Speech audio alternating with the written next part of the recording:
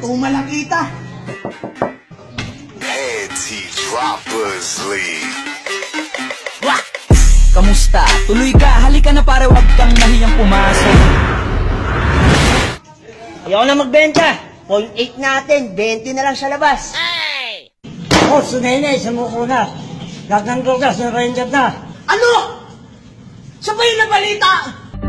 Milyones na shabu isinauli ng isang babae dahil sa takot kay Duterte. Sa 155 grams sa shabu na tinatay nagkakalaga ng 1.7 million pesos. Di pwede to! Ayoko na magtrabaho nito! Boss! Bawat yugto ng sandali. Nakita ko yung mga adik dun.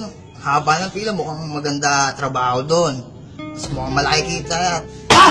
Ganyan ka? Isala ka doon. Anto sa ino. Ha? Hindi Hindi ako natayis. Ay. No?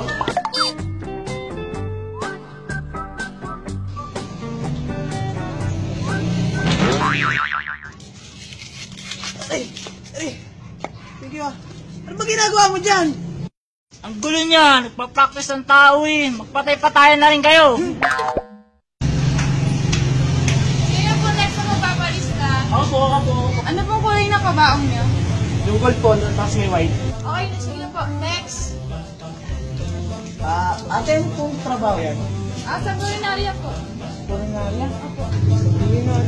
Ay, puninarya! Kaya nga ate. Pare, ikaw ulit sa listahan ko Sunod ka, tapos ikaw. So magandang trabaho to eh.